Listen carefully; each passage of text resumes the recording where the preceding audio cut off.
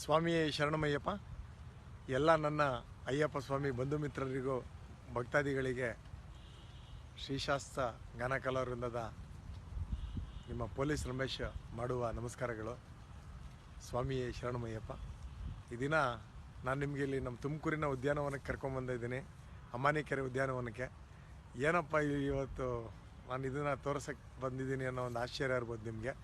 ಒಂದೇನು ಅಂದರೆ 2012ನೇ ಇಸ್ವಿಯಲ್ಲಿ ನಾನು 18ನೇ ವರ್ಷದ ಶಬರಿಮಲೆ ಯಾತ್ರೆ ಮಾಡಿದಾಗ ಒಂದು ಸಸಿನ ನಾನು ಭಗವಂತನ ಸನ್ನಿಧಾನಕ್ಕೆ ತಗೊಂಡೋಗಿದ್ದೆ.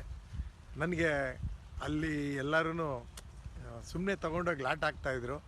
ಮನಸ್ಸು ತಡೀಲಿಲ್ಲ, ಭಗವಂತನಿಗೆ ನಿವೇದನೆ ಮಾಡಿಕೊಂಡು, ಇಲ್ಲ ಇದನ್ನು ಪುನಃ ನಾನು ನಿನ್ನ ಹೆಸರೇಳಿ ನಾವಿರೋಂಥ ಸ್ಥಳದಲ್ಲಿ ಎಲ್ಲರೂ ಹಾಕಬೇಕು ಅನ್ನೋ ಒಂದು ಆಸೆ ಮೇರೆಗೆ ವಾಪಸ್ ತೊಗೊಂಬಂದು ಎಲ್ಲಿ ಹಾಕೋದು ಅಂತ ಕೇಳಿದಾಗ ಈ ಅಮಾನಿಕೆರೆಯಲ್ಲಿ ಹಾಕೋ ಒಂದು ಅವಕಾಶ ನನಗೆ ಸಿಕ್ತು.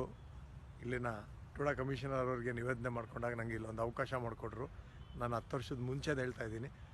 ಅದು ಚಿಕ್ಕ ಒಂದೇ ಒಂದು ಅಡಿ ಎಲೆ ಒಂದೇ ಒಂದು ಇದ್ದಿದ್ದು ಆ ಸಸಿಲಿ. ಸೊ ಈಗ ಅದು ಒಂಬಾಳೆ ಬಿಡೋ ಲೆವೆಲಿಗೆ ಬೆಳೆದಿದೆ. ಅದನ್ನು ನೋಡಿ ಬಹಳ ಸಂತೋಷ ಆಗ್ತಾಯಿದೆ ನನಗೆ. ಸೊ ನೀವು ಎಲ್ಲ ಸಂತೋಷ ಪಡ್ತೀರಾ ಅಂತ ಅಂದ್ಕೊಂಡಿದ್ದೀನಿ. ಸ್ವಾಮಿಯೇ ಶರಣಮಯ್ಯಪ್ಪ.